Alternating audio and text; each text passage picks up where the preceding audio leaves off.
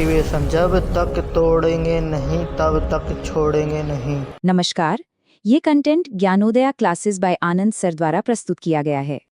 तो आज हम लोग झांकने वाले हैं उस डिवाइस के अंदर जो सचमुच हमारी दुनिया को रोशन करती है, हमारी सारी मशीनों को चलाती है। जी हाँ, आपने सही समझा, हम बात कर रहे हैं ट्रांसफॉर्मर की। तो चलिए देर किस बात की, इसके एक एक मुख्य भाग को बिल्कुल बारीकी से समझते हैं।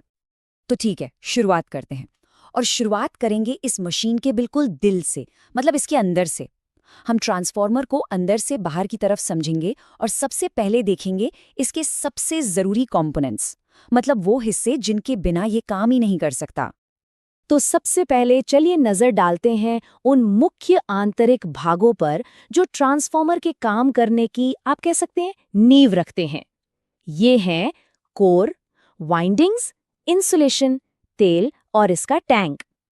तो सबसे पहला और शायद सबसे जरूरी हिस्सा है इसका कोर। अब ये कोर क्या है? आप इसे मैग्नेटिक एनर्जी के लिए एक सुपर हाईवे की तरह समझ सकते हैं।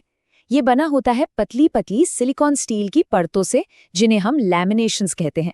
और इसका सीधा सा काम है मैग्नेटिक फ्लक्स को एक आसान सा रास्ता देना, ताकि वो प्राइमरी वाइंडिंग से निकलकर आराम से सेकेंडरी वाइंडिंग तक पहुंच सके।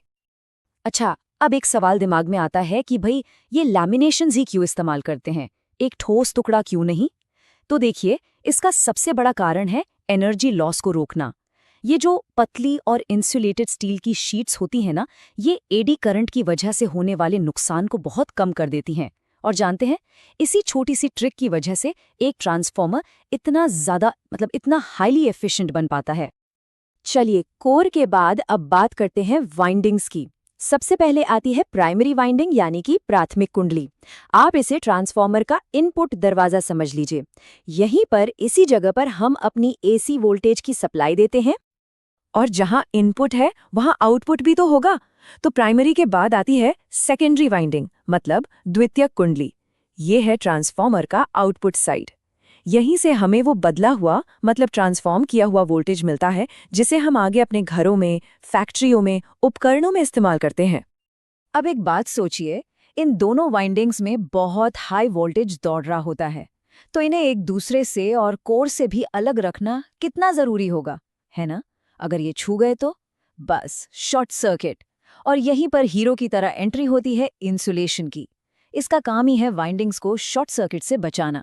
और इसके लिए पेपर, वार्निश, यहाँ तक कि तेल जैसी चीजों का भी इस्तेमाल होता है। मतलब सुरक्षा के लिहाज से ये बहुत ही क्रिटिकल पार्ट है। अब बात करते हैं ट्रांसफॉर्मर ऑयल की, यानी उसके तेल की।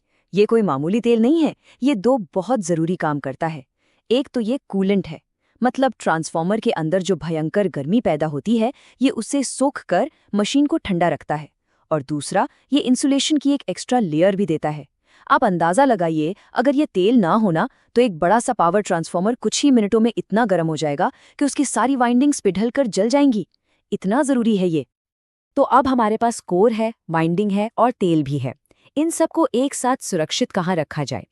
इन सबको रखा जाता है एक मजबूत बाहरी कवच के अंदर, जिसे हम कहते हैं टैंक। ये टैंक एक बॉडीगार्ड की तरह इन सभी नाजुक कंपोनेंट्स को बाहरी मौसम से, धूल से, किसी भी तरह के नुकसान से बचाता है। और इसे बनाया जाता है बहुत मजबूत वेल्डेड स्टील से, ताकि यह अंदर के भारी भरकम सामान का वजन भी सह सके और सालों साल अपनी जड़ा पे डटा रहे। तो ये तो हो गए ट्रांसफॉर्मर के अंदर के मुख्य भाग। लेकिन कहानी यहीं खत्म नहीं होती। अब हम देखेंगे कि इन भागों की सुरक्षा कौन करता है और कौन से उपकरण हैं जो इनके काम में मदद करते हैं। तो चलिए अब बात करते हैं कंजर्वेटर, ब्रीदर और बुक होल्स रिले की। आपने देखा होगा, जब कोई चीज गर्म होती है तो वो फैलती है। बिल्कुल वैसा ही ट्रांसफॉर्मर के तेल के साथ होता है। जब लोड बढ़ता है, तेल गर्म होता है और फैलता है। अब इस एक्स्ट्रा तेल को जगह तो चाहिए, है ना?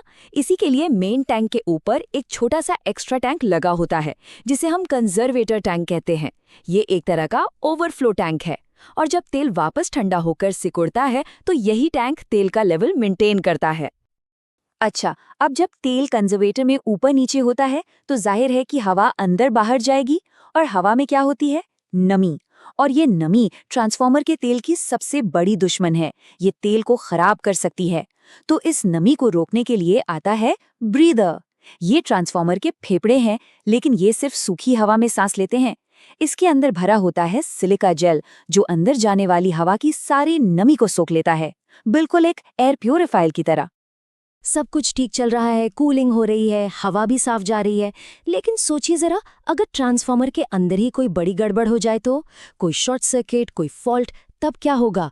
बाहर से तो कुछ पता नहीं चलेगा, तो इसका पता कैसे लगेगा?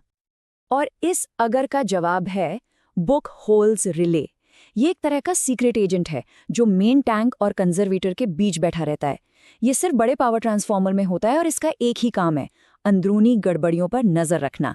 जैसे ही अंदर कोई बड़ा फॉल्ट होता है, कोई शॉर्ट सर्किट होता है, ये इसे तुरंत पकड़ लेता है और या तो जोर से अलार्म बजाता है या फिर पूरे सर्किट को ही बंद कर देता है, मतलब एक बड़े हादसे को होने से पहले ही रोक देता है। ठीक है, तो हमने अंदर के पार्ट्स देख लिए, सेफ्टी डिवाइसेस भी समझ लिए। अब चलिए उन सिस्टम्स की तरफ चलते हैं जो बाहर से ट्रांसफार्मर की गर्मी को मैनेज करते हैं और उसके आउटपुट वोल्टेज को हमारे कंट्रोल में रखते हैं। आपने बड़े ट्रांसफार्मर के साइड में जाली जैसी बड़ी बड़ी पत्तियां देखी होंगी, वही है रेडिएटर्स या कूलिंग ट्यूब्स, बिल्कुल गाड़ी के रेडिएटर की तरह। टैंक का गर्म तेल इन ट्यूब्स में घूमता है और इन ट्यूब्स का बड़ा सरफेस एरिया गर्मी को हवा में उड़ा देता है। फिर ठंडा तेल वापस टैंक में चला जाता है और ये साइकिल लगातार अपने आप चलती रहती है ट्रांसफार्मर को ठंडा रखने के लिए। अब आता है टैप चेंजर। इसे आप ट्रांसफार्मर का वॉल्यूम नॉब या कंट्रोल नॉब समझ सकते हैं, लेकिन ये आवाज नहीं, वोल्टेज कंट्रोल करता है। कभी कभी हमें आउटपुट वोल्टेज को थोड़ा सा ऊपर नीचे करना पड़ता है, तो टैप चेंजर यही काम करता है। ये वाइंडिंग पर अलग अलग कनेक्शन पॉइंट्स यानी टैप्स को चुनकर टर्न्स के रेशियो को बदल देता है और बस वोल्टेज हमारी जरूरत के हिसाब से एडजस्ट हो जाता है। तो ये काम कैसे करता है? बड़ा सिंपल सा प्रोसेस है, चलिए फटाफट समझते हैं। स्टेप 1, ये लगातार आउटपुट वोल्टेज पर नजर रखता है।